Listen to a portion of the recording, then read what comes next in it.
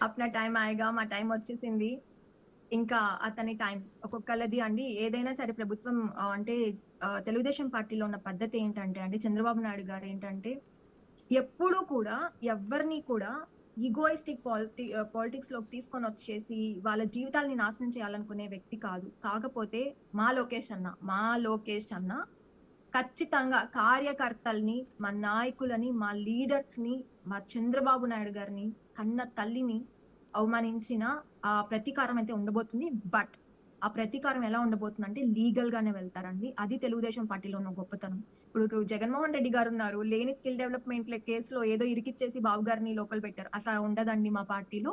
మా పార్టీలో అంతా లీగల్ గానే, కరెక్ట్ గానే ఎళ్తాము. బట్ మీరన్నట్టు కొడాలి నానికి ఖచ్చితంగా ఉండబోతుంది. వదిలే ప్రసక్తే లేదు. ఏ రకంగాను కొడాలి నాని, రోజా, వల్లభనేని వంశీ ఇంకొంతమంది ఉన్నారండి. వీళ్ళనెవ్వరిని వదిలిపెట్టే ప్రసక్తే లేదు. వాళ్ళు చేసుకున్న దానికి అనుభవించక తప్పదు. ఆల్రెడీ ప్రజలు బుద్ధి చెప్పారు. కానీ లీగల్‌గా వాళ్ళు చేసిన పనులన్నిటికి సమాధానం చెప్పి తీరాలి. చెప్పిస్తాము. స్వాతి గారు, మీరు గెలుపు తర్వాత తెలుగుదేశం పార్టీ కూటమి గెలుపు తర్వాత ఒక పోస్ట్ పెట్టారు. అందరి లెక్కలు తేలుస్తామని. ఎప్పుడు తేల్చబోతున్నారు? ఖచ్చితంగా. ప్రతి ఒక్కరి లెక్క అండి. ప్రతి ఒక్కరి లెక్క ఎన్నెన్ని అవమానాలండి. మీరన్నారు తోట చంద్రయ్య గారిని చంపేశారండి. అమర్నాథ్ గౌడ్ బిడ్డ ఒక అక్కకి అండగా నిలబడిన ఒక చిన్న బిడ్డ స్కూల్‌కెళ్ళే బిడ్డని చంపేశారండి. ఆ తల్లి కడుపుకోతను తీర్చొద్దా మేము? ఎంతమంది ఆడపిల్లల్ని నడి రోడ్‌లో గొంతు కోసారండి. రేప్స్ చేశారండి. అలాంటి వాళ్ళ తల్లుల కడుపుకోత తీర్చొద్దా? డాక్టర్ సుధాకర్ గారి అమ్మ కడుపుకోత తీర్చొద్దా మేము? అనంత బాబు ఒక డ్రైవర్‌ని చంపేశారు. వాళ్ళ భార్య, వాళ్ళ అమ్మ బాధల్ని మేము తీర్చొద్దా? ఇలా చాలా ఉన్నాయండి చెప్పుకుంటే.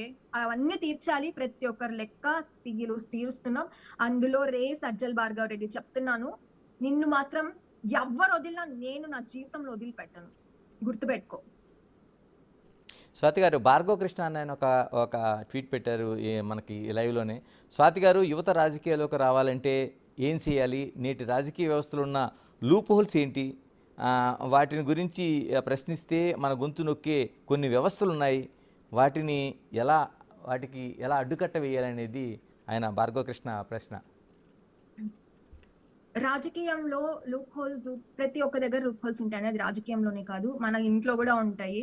కానీ మనకు ఉండాల్సింది ఏంటంటే ప్రతి సమస్యని ఎదుర్కొనే ధైర్యం ఉండాలి. ఆ ధైర్యం ఉన్నప్పుడు రాజకీయాల్లోకి రండి. రాజకీయం యువతకి చాలా మంచి ఆపర్చునిటీస్ ఉన్నాయి. ఎవరైనా రావచ్చు. కాకపోతే మీకు ఉండాల్సినది ఏంటంటే సర్వీస్ మైండ్ సెట్ ఉండాలి. మీ మైండ్ చాలా స్ట్రాంగ్ అండ్ డిటర్మైన్డ్ గా ఉండాలి. ఒకసారి వచ్చి మళ్ళీ వెనక్కి వెళ్ళిపోదాం అలా ఉండేలా ఉంటే అసలు రాకండి. ఎందుకంటే అన్ని తెలుసుకొని రండి. పాలిటిక్స్ లో మంచి కంటే ఎదిగేటప్పుడు చాలా చెడ్డ ఉంటది. నీ చుట్టూ నెగటివిటీనే ఉంటది. ఒక్క పాజిటివ్ గా ఉంటే 1000 నెగటివ్స్ కాచుకొని ఉంటాయి. అవన్నీ బేర్ చేయడానికి నువ్వు సిద్ధమైతే, ప్రజలకి మేలు చేయాలని నీ మనసులో ఒక స్ట్రాంగ్ సంకల్పం ఉంటే